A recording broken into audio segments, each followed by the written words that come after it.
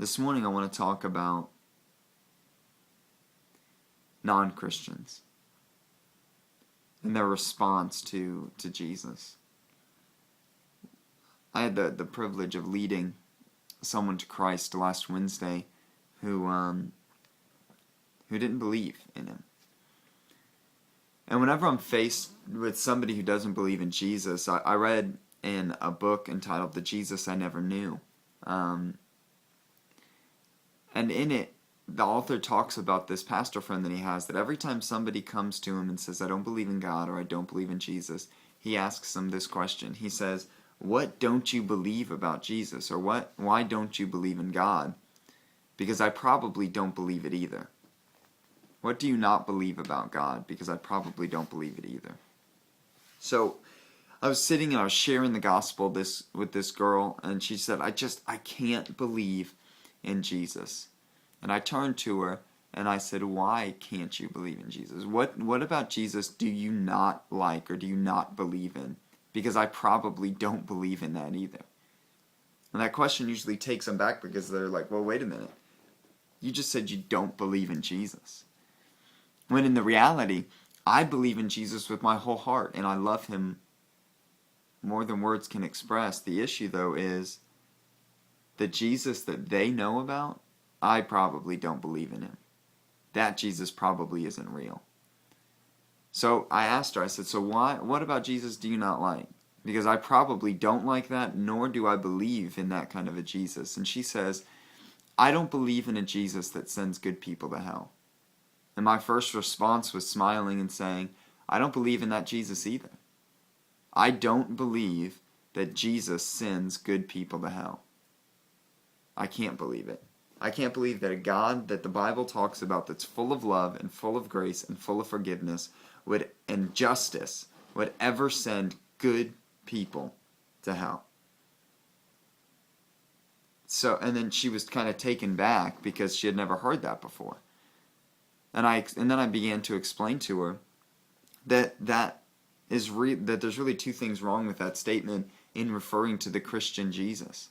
The Jesus of the Bible. And one, Jesus doesn't send anybody to hell. Scriptures actually say that he cries over the lost generations and the lost people of this world. And it also says that it's his will and his desire that everyone would go to heaven.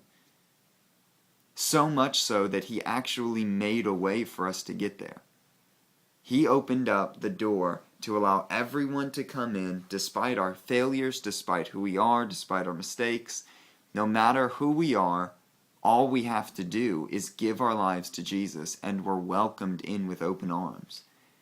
You see, the people who go to hell choose to say that I can't do that. They choose not to give their life to Jesus and consequently choose to go to hell. But then again, the question is, well, what if they're a good person?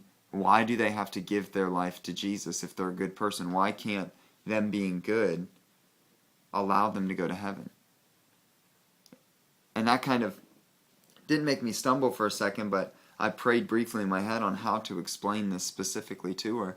And God began to show me things in my life that makes me not good. See, I'll be married 4 years this July. And I like to think of myself as a good husband. I provide for my wife. I love my wife. I don't cheat on her. I don't look at other women.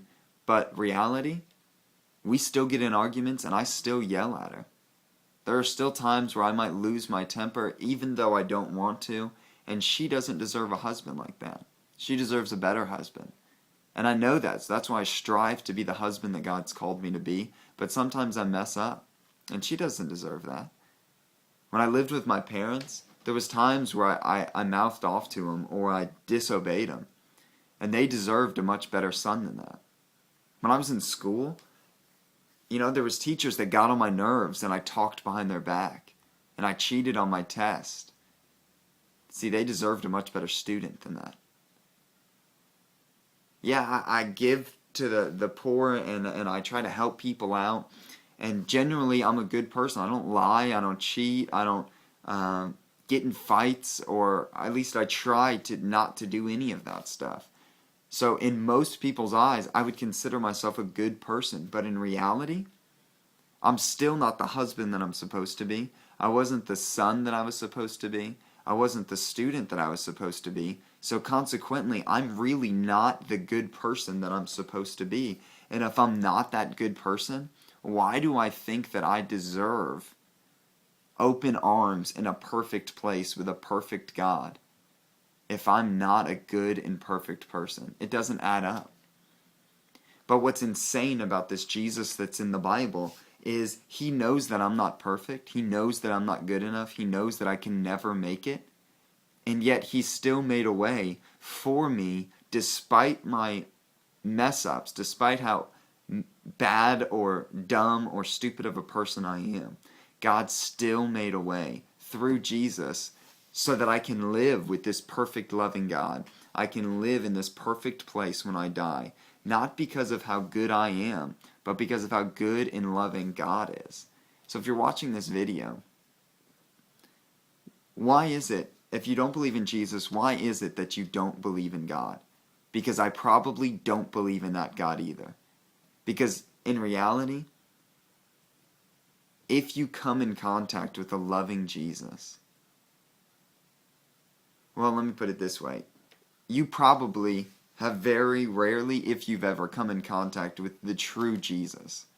You see, Christians and religious people, we have this bad habit of presenting a Jesus to people that's not really biblical. Or it's not that we present it, we just don't really explain it in a very good way. If we explain it at all, we just assume that you know who Jesus is. When in reality, we should assume that you don't know who Jesus is. And we should not just live our lives according to how Jesus would have us so we could be the example, but we should actually take time to explain who Jesus is. Because just like the woman caught in adultery, when she was thrown naked before Jesus, and she felt condemned and she felt like everything was like she was going to die, it was only when she came in contact with the true Jesus, not the religious leaders, but who Jesus was, that she felt acceptance and love. See, it was the religious leaders that threw her down and wanted to stone her, but it was Jesus that opened up his arms and accepted her. Now he did. He told her to go and sin no more. But you know what helped her go and sin no more? Not rules and regulations, not the threat of death. It was the promise of love and acceptance, that even though she failed, Jesus still loved her. It was that promise of acceptance and that feeling of love that prevented her from sinning. So if you're a Christian or if you're not a Christian, we need to come in contact with Jesus because, like I said in the Absolute Freedom videos, it's Jesus that's going to set us free, not rules or regulation. So if you're not a Christian, again, what do you not believe in Jesus? Because in reality, Christians probably don't believe in that kind of a Jesus either. And if you are a Christian, when was the last time you tried explaining Jesus to the unsaved friends and family members? It's 2012, guys. Let's try to show and explain to this world the real Jesus.